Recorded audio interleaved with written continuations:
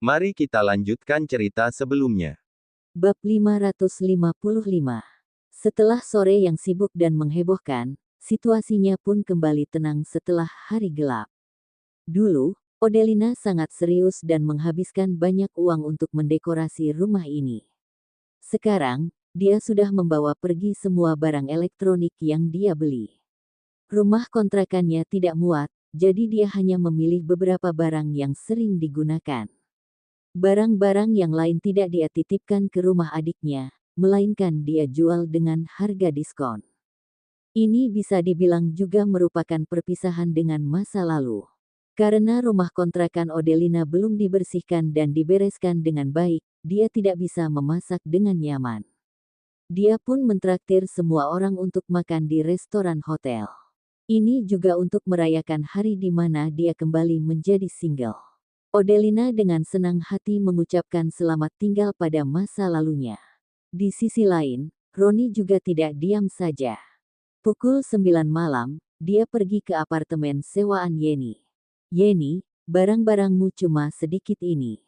Melihat Yeni tidak banyak berkemas, Roni menarik koper wanita itu sambil bertanya, apakah semuanya sudah dikemas? Aku biasanya hidup sendiri. Barangku nggak banyak. Semuanya sudah dikemas, kok. Barang yang nggak dibutuhkan sudah kubuang. Yeni menjinjing tas kesayangannya dan boneka yang biasa dia peluk saat tidur, lalu mengikuti Roni keluar apartemennya dan berkata, aku sudah berhenti sewa. Tentu saja harus. Rumahku jauh lebih baik daripada apartemenmu. Apakah Odelina sudah pindah? Yeni mengunci pintu apartemen, lalu mengeluarkan kunci itu dari tumpukan kuncinya. Setelah turun ke bawah, dia menyerahkan kunci apartemennya itu kepada satpam yang berjaga di pintu. Satpam itu adalah saudaranya pemilik apartemennya. Aku sudah bilang pada pemilik rumah kalau aku berhenti menyewa. Uang air dan listrik sudah kubayar semua. Om, kalian hanya perlu membersihkan rumah ikut sedikit. Masih ada banyak barang yang bisa digunakan yang aku tinggalkan di sana.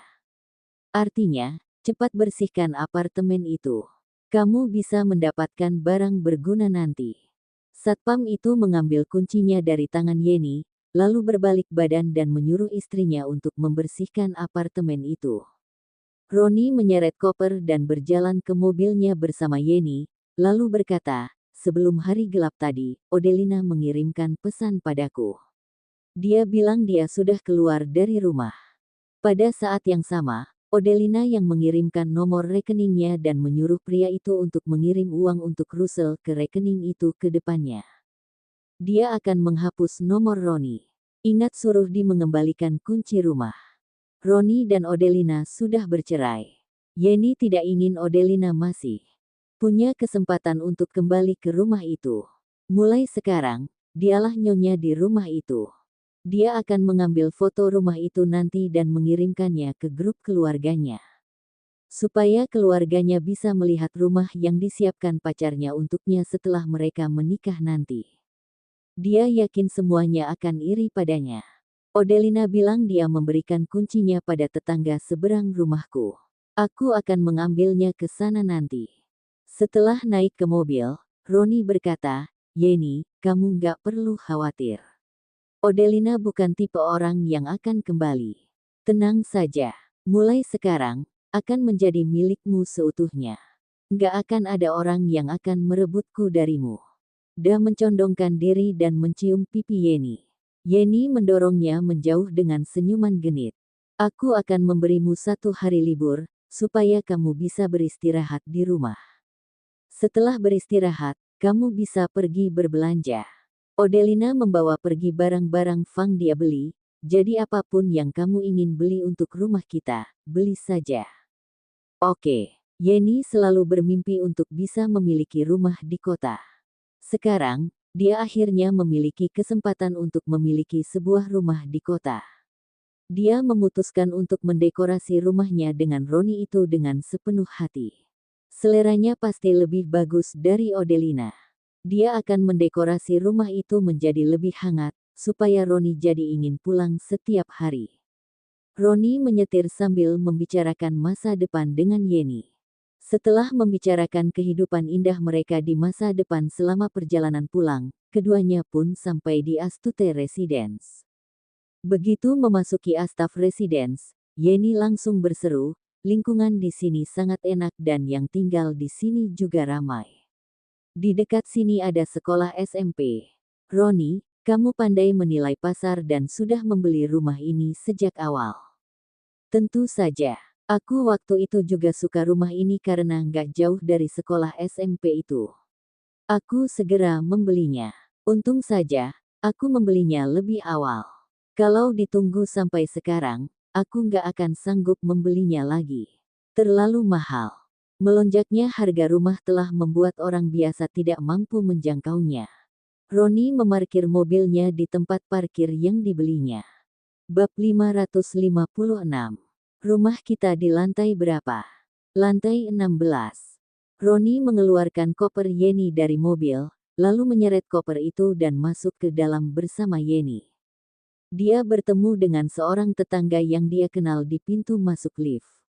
Setelah saling menyapa, tetangga itu berkata, "Pak Roni, bukannya istrimu sudah membawa banyak orang untuk pindah hari pada sore hari? Kenapa Bapak masih di sini?" Dia memindahkan barang-barangnya sendiri. Orang itu melihat Yeni dan sepertinya langsung mengerti. Dia tersenyum pada Roni, lalu berjalan pergi. Pantas saja Odelina mengejar pria ini sambil memegang pisau waktu itu. Ternyata pria ini berselingkuh. Mereka mungkin sudah bercerai kali, ya. Begitu Odelina keluar dari rumah, Roni langsung membawa seorang pria cantik pulang. Kalau belum bercerai, pria itu tidak mungkin berani melakukannya dengan terang-terangan. Apa pria itu tahu sesuatu? Bagaimanapun juga, Yeni adalah seorang selingkuhan. Jadi, dia tidak percaya diri. Roni menyeret koper dengan satu tangan dan merangkul bahu wanita itu dengan tangan lainnya. Dia membawa wanita itu ke lift, tersenyum dan berkata, "Kamu lupa aku pergi kemana sore ini? Aku dan Odelina sudah bercerai. Aku ini single sekarang, dan kamu adalah pacarku. Memangnya kenapa kalau orang itu tahu?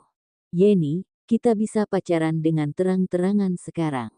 Kita nggak perlu memedulikan apa kata orang." Yeni berkata, "Oh iya, kamu sudah bercerai." Dia tidak perlu sembunyi-sembunyi lagi. Lift itu mengantar mereka berdua ke lantai 16. Sudah sampai. Roni menunjuk pintu rumahnya dan berkata, "Pintu rumahku." Yeni mengikuti pria itu dari belakang. Roni mengeluarkan kunci rumahnya dan membuka pintu. Begitu pintu dibuka, rumah itu gelap gulita. Hal itu membuatnya tertegun untuk beberapa saat. Sebelumnya, semalam apapun dia pulang ke rumah, selalu ada lampu yang ditinggalkan menyala untuknya. Sekarang, lampu itu sudah tidak akan dinyalakan lagi. Gelap sekali. Buka lampunya. Yeni mengingatkan Roni untuk membuka lampu ketika mengikuti pria itu masuk ke rumah. Roni meraba-raba dinding untuk menghidupkan lampu. Setelah menemukan saklar lampu itu, dia menekan tombolnya. Namun, lampunya tidak hidup. Dia mengira dia menekan tombol yang salah. Jadi, dia menekan ulang, namun, lampu di ruangan itu masih tidak menyala. Ada apa ini? Listriknya mati. Namun, lampu di rumah orang lain masih hidup, kok. Tidak mungkin cuma rumahnya yang listriknya mati, kan? Roni mengeluarkan ponselnya dan menghidupkan lampu flash, lalu menerangi saklar lampu yang dia raba tadi. Benar, kok. Dia tidak salah tekan tadi. Kenapa lampunya tidak hidup? Roni. Yeni tiba-tiba menarik kemeja Roni dan berteriak kaget, "Kita salah masuk rumah, ya." Apa ini rumah Roni? Rumah ini sama sekali tidak memiliki dekorasi yang mewah. Dindingnya saja tidak dicat, dan ada banyak sampai di sana. Ini pasti bukan rumah Roni. Bagaimana mungkin? Roni menggunakan lampu di ponselnya untuk menerangi tempat lain. Dengan cahaya lampu itu, dia jadi bisa melihat seisi rumah dengan jelas. Dia sangat terkejut sampai ponselnya jatuh ke lantai. Bab 557. Buk. Ponsel Roni jatuh ke lantai dan layarnya pecah. Roni buru-buru membungkuk untuk memungut ponselnya. Dia tidak sempat untuk mengurusi layar ponselnya yang rusak itu dan kembali mengamati rumahnya lagi. Yeni juga mengeluarkan ponselnya, menyalakan senter, dan melihat pemandangan di dalam rumah itu bersama Roni. Bukan hanya tidak ada dekorasi yang mewah, tapi bahkan lebih jelek dari rumah yang belum didekorasi. Roni, apa kita salah masuk rumah? Yeni masih tidak percaya.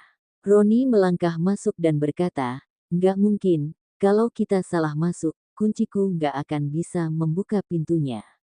Ini rumahku. Kenapa jadi seperti ini? Mana perabotan dan barang-barang elektroniknya? Cuma tinggal ini." Raut muka Roni semakin masam. Dia berdiri di depan meja makan. Meja ini dia yang beli. Tiba-tiba, dia mendapat pencerahan. Dia langsung mengerti. "Odelina, Odelina," ujarnya. "Dia yang menghancurkan rumahku." Dia sangat marah saat mengatakan ini. Yeni langsung berkata, "Ayo cepat lapor polisi. Biar polisi menangkapnya, minta dia membayar ganti rugi. Setelah menghancurkan rumahmu seperti ini, dia harus membayar biaya kompensasi untuk renovasi ulang." Biaya renovasi. Roni ingin melapor polisi. Namun, ketika mendengar Yeni mengungkit tentang biaya renovasi, dia langsung memutuskan panggilan itu dan tidak menelepon polisi lagi. "Kenapa kamu nggak jadi telepon? Kamu nggak tega. Kamu masih ada perasaan padanya." Yeni sangat marah melihat Roni mematikan panggilan itu. Perkataannya menjadi sedikit di luar kendali. Dia sudah berhenti menyewa apartemennya dan mengikuti pria ini pulang. Dia mengira dia akan memasuki rumah dengan dekorasi mewah dan bisa pamer di grup keluarga. Nyatanya, yang dia lihat adalah rumah yang bahkan tidak sebagus rumah yang belum jadi. Dia merasa sangat kecewa. Semangatnya seolah dipadamkan menggunakan air es. "Nggak boleh lapor polisi." Waktu itu, Odelina yang membayar uang dekorasi rumah ini. Dia menghabiskan sekitar 800 juta untuk dekorasinya. Waktu mau bercerai, dia pernah mengungkitnya, memintaku untuk membayar uang dekorasi itu padanya. Tapi, aku menolaknya. Ada ekspresi benci di wajah Roni. Dia berkata dengan getir. Odelina bilang, dia akan menggunakan caranya sendiri untuk mendapatkan biaya dekorasi itu kembali.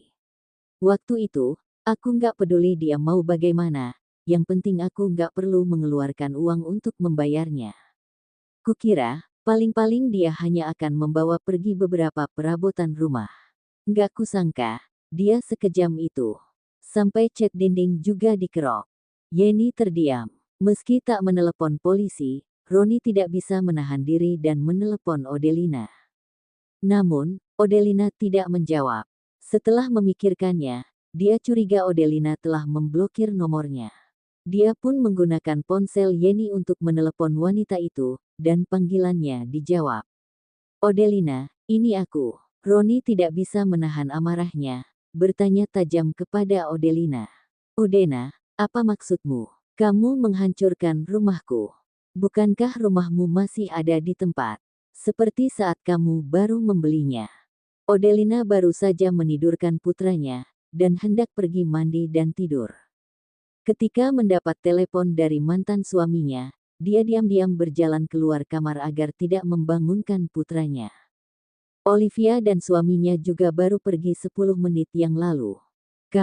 Aku sudah bilang, kalau kamu nggak mengembalikan biaya dekorasi itu padaku, aku akan menggunakan caraku sendiri untuk mendapatkannya kembali. Aku hanya mengambil kembali biaya dekorasi yang aku keluarkan. Itu kan bukan uangmu. Kenapa kamu marah? Bab 558. Roni berkata, "Ada begitu banyak sampah. Kamu juga nggak membuangnya." Odelina tersenyum dan berkata, "Ketika aku sedang merenovasi rumah itu, ada banyak sampah juga di dalam rumah. Aku membayar orang untuk datang dan membersihkannya. Kamu juga nggak membayar uangnya padaku. Jadi, aku hanya memintanya kembali. Memangnya berapa sih biaya suruh orang datang bersih-bersih? Uang sedikit itu saja kamu juga perhitungan. Kenapa nggak diperhitungkan? Itu uangku. Uangku nggak datang di bawah angin. Untuk apa aku berikan padamu? Aku akan meminta kembali semua uang yang aku keluarkan. Roni terdiam. Setelah beberapa lama, dia menggertakkan gigi dan berkata, Odelina, kamu sangat kejam. Aku hanya mengambil kembali uang yang aku keluarkan untuk renovasi dan dekorasi rumah. Nggak bisa dibilang kejam. Rumah yang kamu beli waktu itu memang bentuknya seperti sekarang. Roni menutup telepon dengan marah. Dia ingin membanting ponsel itu, tetapi Yeni dengan cepat menyambarnya, ini ponselku. Jangan dibanting. Kesal sekali. Roni tidak bisa berbuat apa-apa selain terus mengatakan bahwa dia kesal. Seperti yang dikatakan Odelina, wanita itu hanya mengambil kembali uang yang dia gunakan untuk renovasi rumah. Rumah yang dibelinya dulu belum ada dekorasinya. Jadi, dia tidak bisa menyalahkan siapa-siapa. Roni, apa yang harus kita lakukan sekarang? Yeni tak menyangka Odelina akan bertindak sekejam itu. Pantas saja Roni tidak menginginkan wanita itu lagi. Wanita kejam seperti itu tidak akan pernah bisa menikah lagi. Yeni memaki Odelina ribuan kali dalam hati. Petik 2. Aku nggak akan tinggal bersamamu di rumah seperti ini. Dia ingin tinggal di rumah mewah. Aku sudah berhenti menyewa apartemenku. Kita mau tinggal di mana sekarang? Roni menjambak rambutnya dengan kesal dan berkata kepada Yeni, kita menginap di hotel saja dulu. Kita cari dan sewa satu apartemen dulu besok, lalu mendekorasi ulang rumah ini. Sebelumnya, rumah ini didekorasi sesuai dengan selera Odelina. Petik 2. Sekarang, kita dekorasi ulang sesuai seleramu. Yeni, kamu punya uang berapa? Yeni langsung berkata, ini adalah properti yang kamu miliki sebelum menikah. Kalaupun aku punya uang, aku nggak akan membayar uang renovasinya. Kecuali kalau kamu mau menuliskan namaku di surat kepemilikan rumah. Dengan begitu, aku bisa merasa aman dan rela mengeluarkan uang untuk renovasi dan dekorasi. Dia tidak sebodoh Odelina. Pria ini tidak mencantumkan namanya di sertifikat rumah, berani sekali memintanya untuk membayar dekorasinya. Lagi pula, kalau kamu ingin menjadikan rumah ini sebagai rumah pengantin kita, tentu saja kamu yang harus membayar uang renovasinya. Yang menyiapkan rumah pengantin biasanya pihak pria. Setelah terdiam beberapa saat, Roni berkata, aku yang akan membayarnya dan kamu yang akan mengawasinya. Aku terlalu sibuk, jadi nggak bisa mengurus hal-hal seperti ini. Kamu kerja, aku juga kerja. Aku sekretarismu lagi. Memangnya kamu bisa bekerja tanpaku sehari-harinya? Suruh papa dan mamamu datang untuk mengawasinya saja. Mereka cuma tinggal di rumah kakakmu dan membantu kakakmu menjaga anaknya. Mereka nggak ada kerjaan juga. Calon mertuanya itu seperti tidak punya anak laki-laki saja, selalu membantu putri mereka. Hanya Odelina yang bisa tahan dengan perlakuan itu. Yang jelas, dia tidak bisa tahan. Kalau mertuanya tidak mau membantunya, boleh. Namun, mereka juga tidak boleh membantu kakak iparnya itu. Kalau mereka membantu kakak iparnya, nanti kalau mereka sudah tua dan harus bergantung pada anak, kakak iparnya yang harus menjaga mereka. Siapa yang mendapat paling banyak bantuan dari orang tua, dia yang harus mengurusi orang tua di hari tua. Dia tidak peduli. Setelah terdiam beberapa saat, Roni berkata, kita menginap di hotel dulu, untuk masalah renovasi dan dekorasinya, kita bicarakan lagi nanti setelah tahun baru. Ini sudah beberapa hari mendekati tahun baru, jadi nggak gampang kalau mau cari orang untuk merenovasinya. Nggak perlu terburu-buru, semuanya pelan-pelan saja. Yeni bergumam mengiyakan. Hanya itu yang bisa dia lakukan, meninggalkan ruangan diam-diam. Setelah Roni mengunci pintu, pria itu berbalik badan dan pergi. Yeni menghentikan Stefan dan menunjuk ke kopernya sendiri. Kamu nggak bantu aku untuk menyeret kopernya. Roni berbalik, membantunya menyeret koper itu, dan berkata, aku terlalu marah pada Odelina, jadinya lupa. Yeni mengerutkan bibirnya dan tidak berkata apa-apa. Dia juga marah, tapi tidak bisa berbuat apa-apa pada Odelina. Bab 559. Roni sangat marah, tapi Olivia merasa sangat puas hari ini. Setelah keluar dari rumah kontrakan kakaknya, Olivia masih tertawa terus sepanjang jalan. Stefan tersenyum berkata padanya, "Jangan tertawa terlalu keras, nanti perutmu sakit." Kalaupun perutku sampai sakit karena tertawa, aku tetap senang. Roni pasti sudah pulang ke rumah saat ini. Entah bagaimana reaksinya setelah melihat isi rumah itu. Pria itu pasti mengira dia salah masuk rumah. Hahaha, aku nggak bisa menahan tawa kalau memikirkan reaksinya. Izinkan aku untuk tertawa. Hahaha. Stefan dibuat tertawa oleh Olivia. Dia tertawa dengan sangat keras, sampai hampir menabrak lampu jalan. Dia sangat terkejut, cepat-cepat memutar setir mobilnya untuk menghindari lampu tersebut. Olivia juga sangat terkejut, sampai-sampai dia lupa untuk tertawa lagi. Ketika situasinya sudah aman, dia berkata, "Stefan, kamu bisa menyetir dengan baik, nggak sih? Kalau nggak bisa, mulai sekarang aku saja yang menyetir. Aku bisa menyetir dengan baik. Mau balapan pun nggak masalah.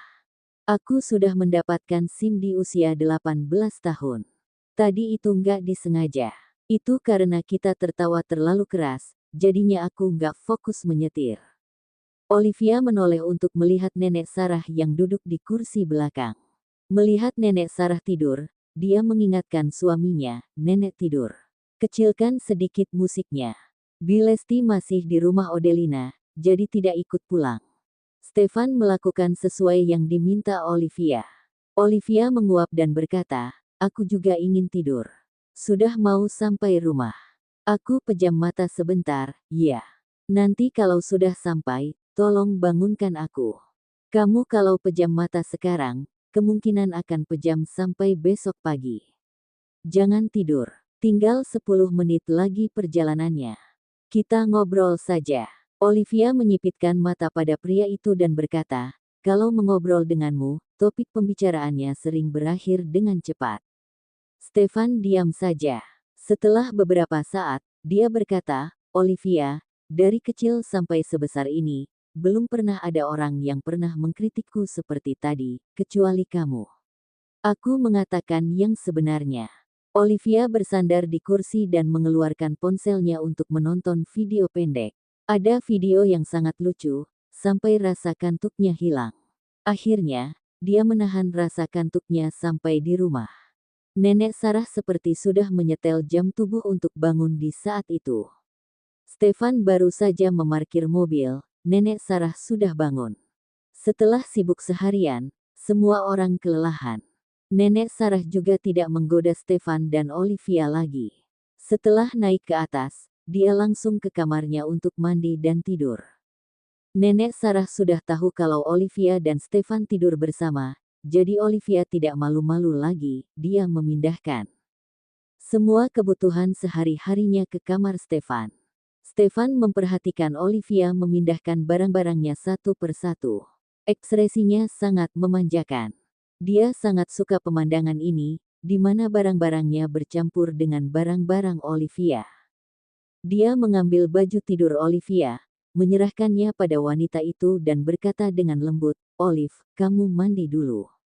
Ini sudah malam sekali. Beristirahatlah dengan lebih cepat. Besok lagi baru dibereskan." "Sudah jam berapa ini?" tanya Olivia pada Stefan, tapi mengeluarkan ponselnya sendiri untuk melihat jam. "Sudah jam 10:30, ujar Olivia dengan suara rendah. "Sudah semalam ini ternyata.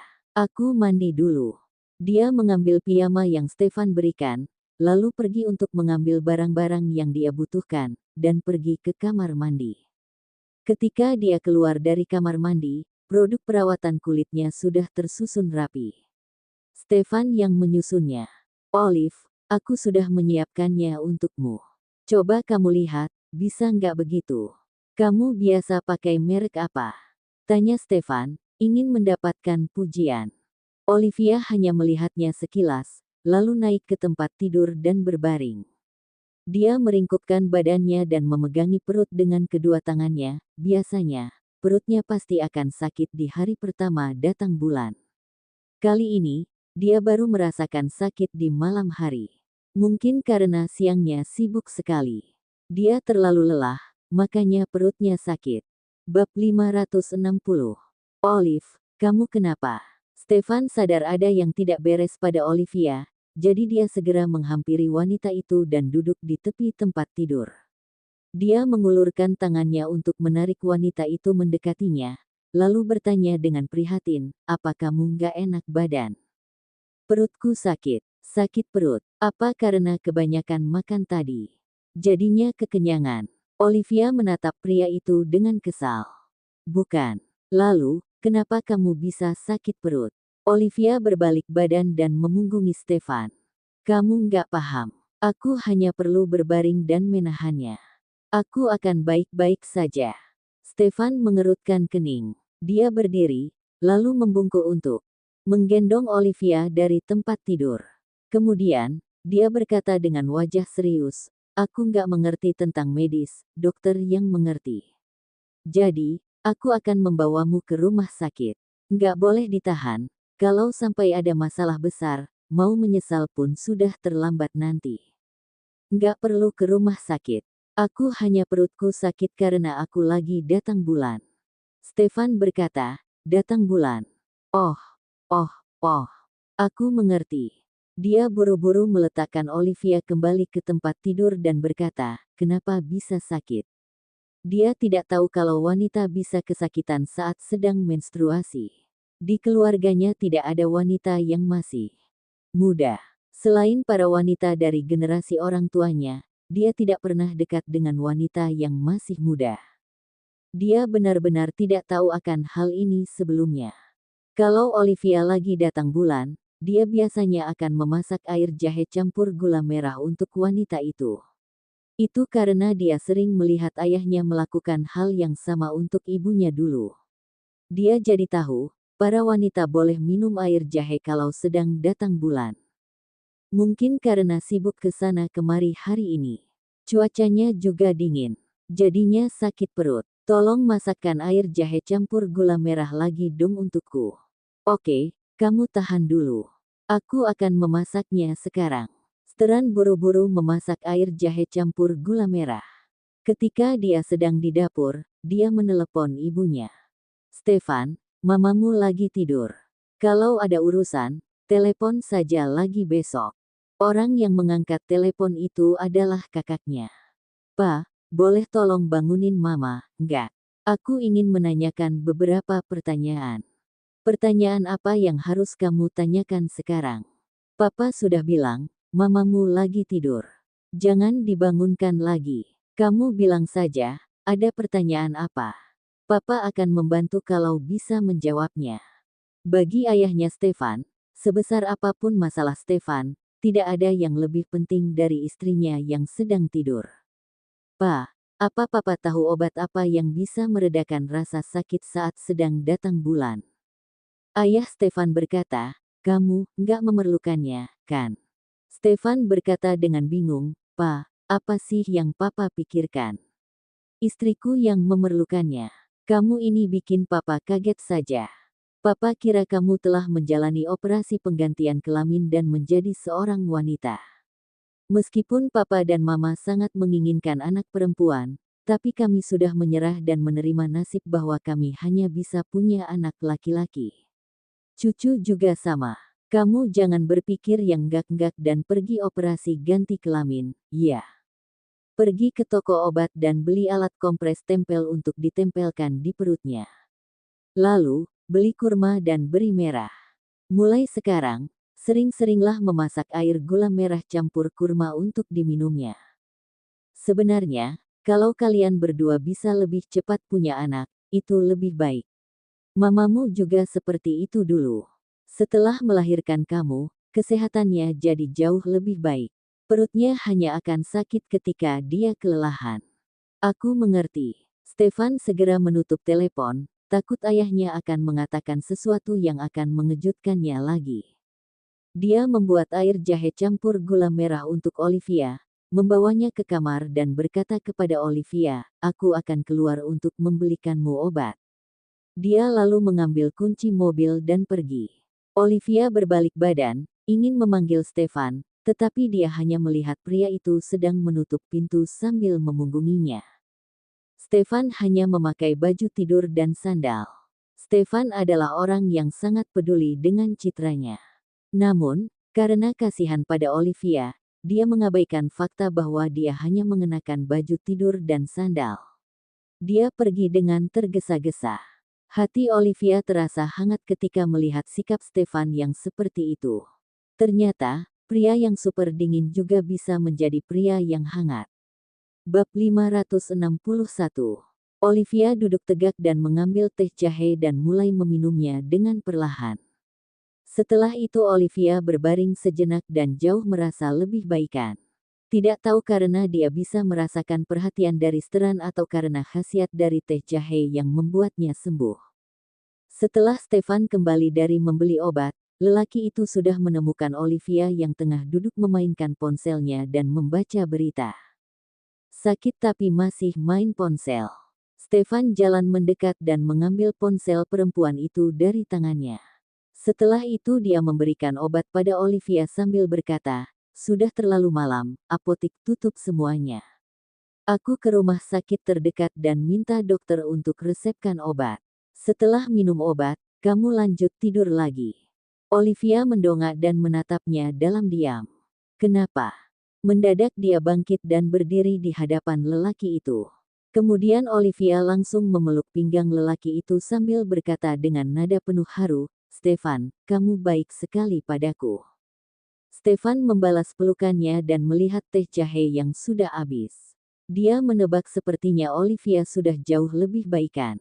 Dengan penuh sayang dia berkata, "Kamu istriku, kalau aku nggak baik sama kamu, harus baik dengan siapa?" Olivia dapat merasakan kebaikan lelaki itu padanya. Jika suatu hari nanti ketahuan Stefan membohonginya, Olivia tidak akan langsung mendepaknya begitu saja. Dia harus memikirkan kembali semua pengorbanan Stefan yang tulis pada Olivia. Nenek memintanya untuk menyerang Olivia langsung ke hati perempuan itu.